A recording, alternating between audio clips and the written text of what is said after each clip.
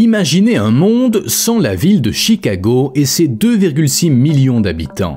Imaginez qu'elle ne soit jamais devenue une telle ville et qu'elle ait fini enfouie sous des tonnes de sable. On dirait un scénario catastrophe, mais ça aurait pu se produire si l'on avait décidé de construire Chicago ailleurs. C'est exactement ce qui est arrivé à la ville de Singapour dans le Michigan. Elle a été fondée en 1836 par un propriétaire new-yorkais, O'Shea Wilder, qui espérait créer une ville portuaire semblable à Chicago et Milwaukee. Une bonne idée. Cependant, la ville n'a même pas eu le temps d'être ajoutée aux cartes. Pourquoi ? Car on a coupé beaucoup trop d'arbres, mais surtout, on les a coupés près d'un lac. Laissez-moi me servir un café et je vous dis tout.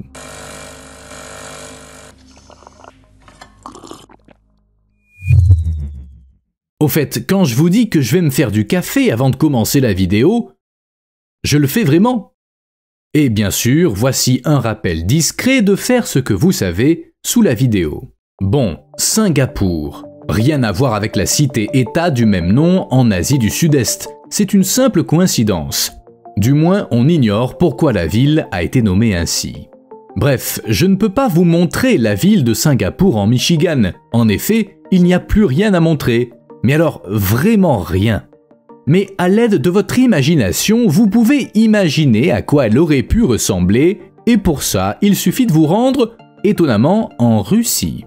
Choïna est un petit village de pêcheurs de la péninsule de Kanin, dans l'extrême nord de la Russie. Situé à la limite du cercle polaire, ses habitants doivent lutter contre le froid, mais aussi contre les énormes quantités de sable qui recouvrent tout le littoral de la mer Blanche. Les dunes se déplacent constamment le long du rivage, sous l'effet du vent, et elles peuvent ensevelir les maisons jusqu'au toit pendant la nuit. Les habitants ne ferment pas leurs portes à clé la nuit, car au matin, ils ne pourraient plus les ouvrir. Heureusement, le village dispose d'un bulldozer afin de dégager les maisons enfouies.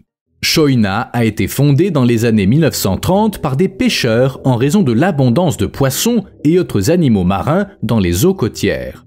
Dans les années 1950, le village avait bien grandi, il comptait 1500 habitants. De nos jours, il n'en reste que 300 qui survivent pour la plupart grâce aux allocations chômage ou à une pension. Certains vivent de la chasse. Mais plus question de pêcher et la moitié du village est ensevelie sous les dunes. Comme le disent les locaux, le sable est partout. Quand ils rentrent chez eux, ils secouent leurs chaussures, ils brossent leurs draps et leur vaisselle, mais dans l'ensemble, plus personne n'y prête attention. Il ne reste que 46 maisons à Choïna. Une vingtaine d'autres, dont des dépendances, ont été avalées par le désert. Les gens se souviennent de leur emplacement et ils évitent de peur d'y tomber. Il n'y a pas de chemin de fer ou de route, seulement des accès maritimes et aériens. Et du sable partout. Bon, vous avez aimé la visite ?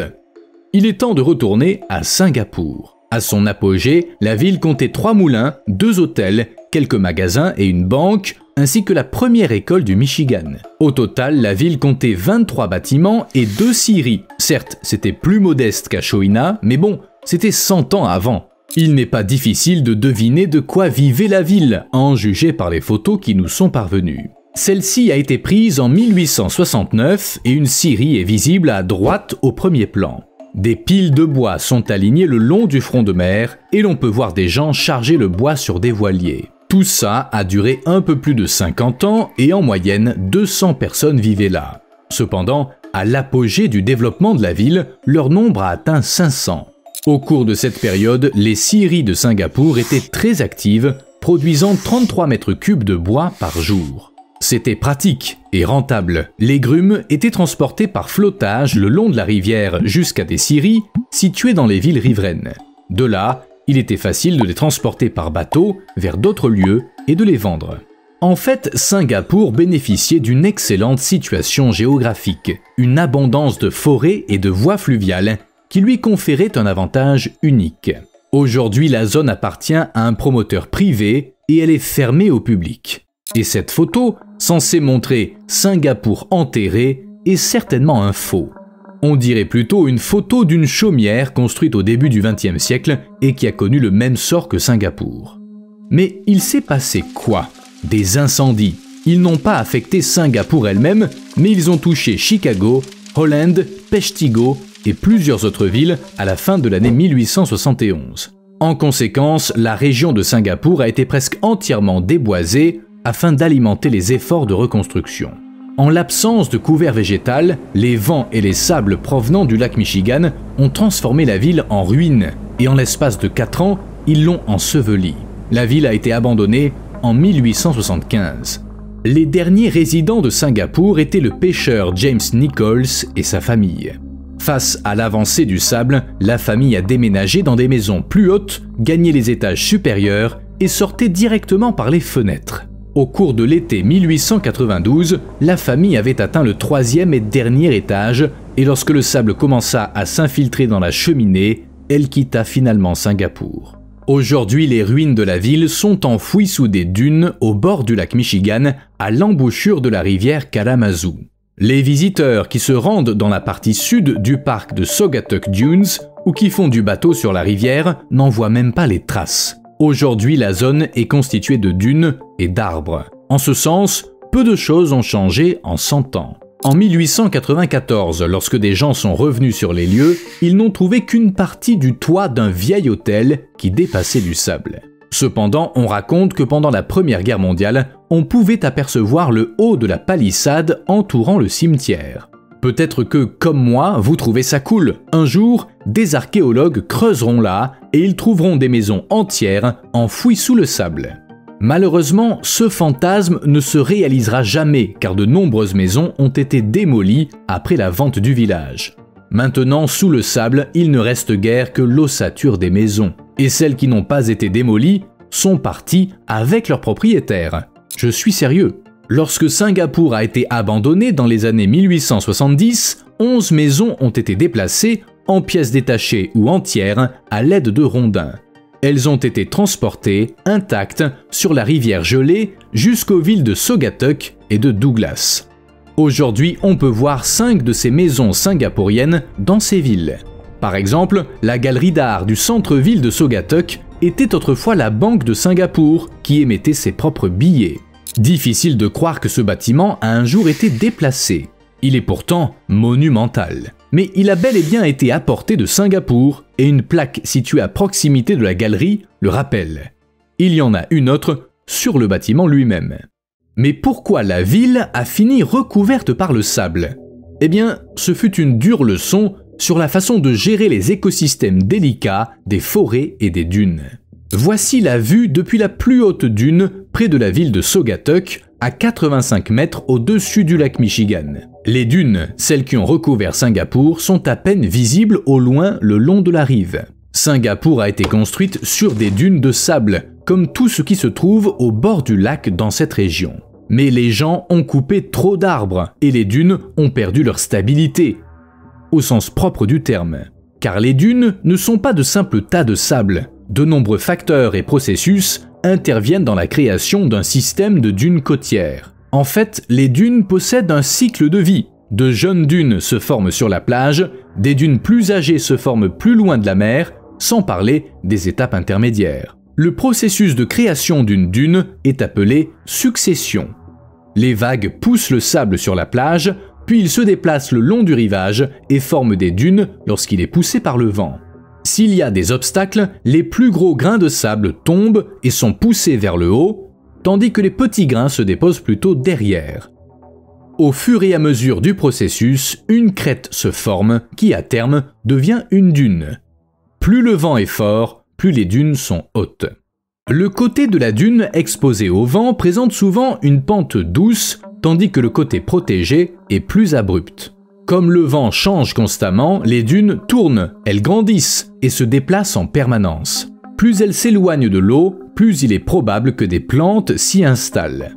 Ces plantes, à leur tour, ancrent le sable avec leurs racines et empêchent les dunes de s'éloigner du rivage. Oui, ce sable couvert de plantes, que l'on peut voir au-delà des plages, c'est aussi des dunes, mais des dunes fixes et matures. C'est les dunes les plus anciennes du coin, elles ne comportent presque plus de sable. À la place, elles sont riches en matière végétale décomposée et leur stabilité leur permet d'accueillir des plantes de grande taille. Dans certains systèmes de dunes matures, on peut même apercevoir de petites forêts de pins. C'est exactement le type de forêt qui entourait Singapour. Elles avaient poussé sur les dunes et lorsqu'on a coupé les arbres, les racines ont cessé de maintenir le sable en place. En outre, on a supprimé une barrière naturelle qui permettait d'arrêter le sable transporté par le vent depuis le lac Michigan. Soufflé par le vent, le sable a commencé à envahir les lieux. Bien entendu, ça n'a pas été le seul facteur de déclin de la ville. Le plus grave, c'était les forêts voisines qui ont tout simplement disparu. Sans elles, les scieries n'avaient plus de raison d'être, et à leur tour, les gens n'avaient plus de raison de rester dans les environs. Singapour est devenue une ville fantôme américaine typique. On l'a exploitée pour ses ressources, et une fois celle-ci épuisée, les humains sont repartis. La seule différence, c'est que dans les villes fantômes, les bâtiments restent sur place, et ils ne s'enfoncent pas dans le sable.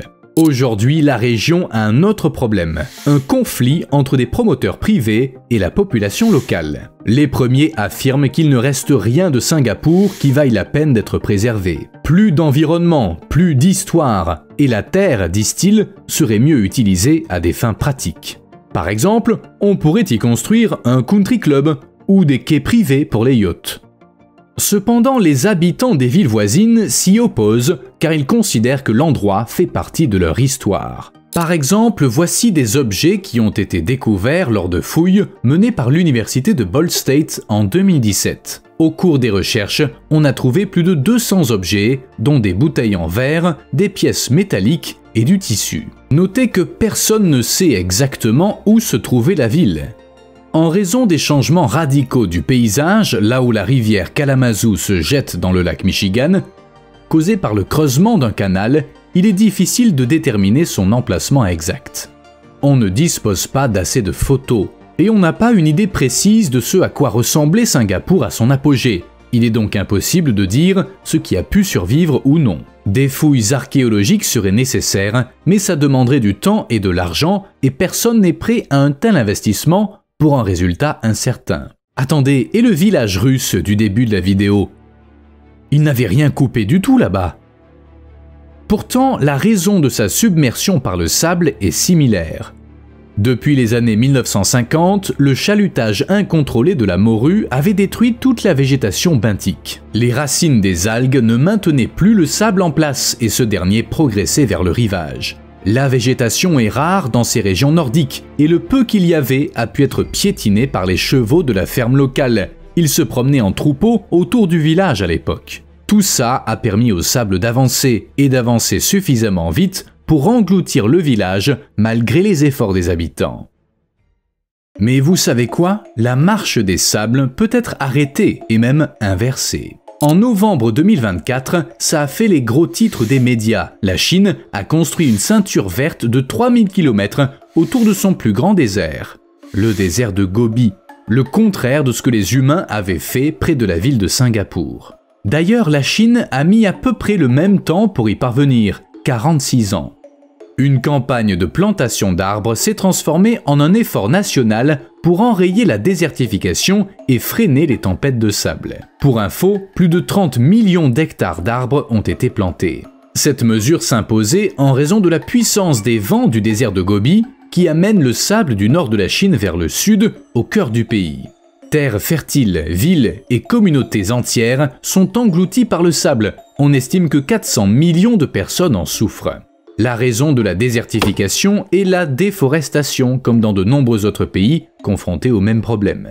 Le développement rapide de la Chine au début du XXe siècle a entraîné l'abattage de nombreux arbres pour récolter du bois et développer l'agriculture. Résultat, Pékin connaît régulièrement des tempêtes de sable qui saturent l'air au point qu'il peut être dangereux de sortir.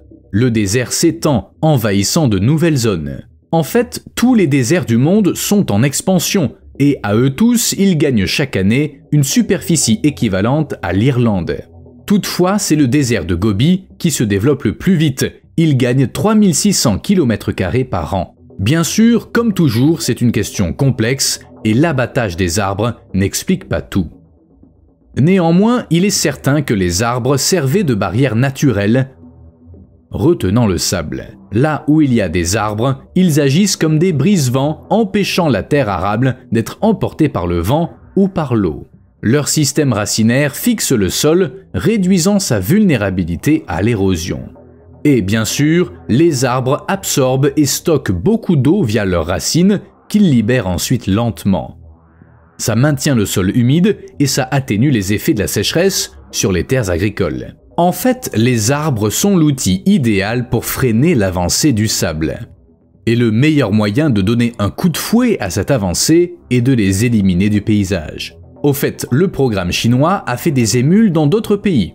L'Afrique est en train de planter sa propre grande muraille verte sur tout le continent pour freiner l'extension du Sahara. Certes, le projet suscite des inquiétudes et tous les experts ne sont pas convaincus que le programme chinois soit aussi efficace que le prétend Pékin. Mais on en parlera dans une autre vidéo. Par ailleurs, il faut préciser que toutes les villes ne sont pas envahies par le sable en raison du manque d'arbres.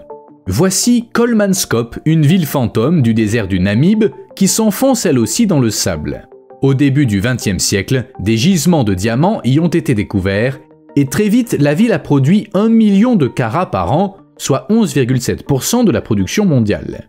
Kolmanskop est devenu un lieu de luxe au milieu du désert. Il y avait une boucherie, une boulangerie, un bureau de poste et même un glacier. De l'eau douce y était acheminée par train. Des chanteurs d'opéra européens s'y produisaient. Et les habitants étaient si fiers de leur richesse qu'ils frôlaient la folie. Une famille avait même une autruche comme animal de compagnie. L'exploitation des mines a épuisé les réserves de diamants, puis des gisements plus riches ont été découverts plus au sud et les gens s'y sont précipités, abandonnant leurs maisons et leurs biens. En 1956, Kolmanskop était abandonné et le sable a tout simplement repris ses droits. Après tout, il était là bien avant nous et la nature s'impose toujours après le passage de l'homme. D'ailleurs, la série Fallout a été en partie filmée là. Les réalisateurs ont estimé qu'ils ne pourraient pas créer artificiellement une meilleure scène que celle que la nature leur avait fournie. De plus, il y avait déjà des maisons, alors pourquoi ne pas en profiter ? L'info du jour, c'est que je me suis acheté un banc d'hyper-extension. Je le recommande vivement à tous ceux qui ont un travail de bureau. Si j'y pense, je vous montrerai une photo. Englouti par la dune. L'Indiana Dunes National Lakeshore, un parc national qui s'étend sur 24 km le long de la rive sud du lac Michigan, compte un nombre incroyable de dunes. De plus, elles sont assez grandes, certaines atteignent 38 mètres de haut. Pourquoi je vous dis ça ? Eh bien, ces dunes ont causé la mort d'une personne. Oui, ça s'est produit à peu près dans la même zone où Singapour a été enseveli par le sable. Une chercheuse qui étudiait la vitesse du vent sur le mont Baldy a remarqué des gens qui creusaient à mi-chemin du sommet. En s'approchant, elle a vu un homme qui essayait en vain de retrouver quelque chose dans le sable, et sa femme semblait choquée. Le couple prétendait que leur fils avait disparu dans un trou, mais la chercheuse n'a vu aucune trace de trou, ni même de sable mouvant. Peut-être y avait-il une cavité naturelle. Peu probable, car les dunes n'ont pas de trous. C'est simplement d'énormes tas de sable accumulés par le vent, dont les grains sont serrés les uns contre les autres.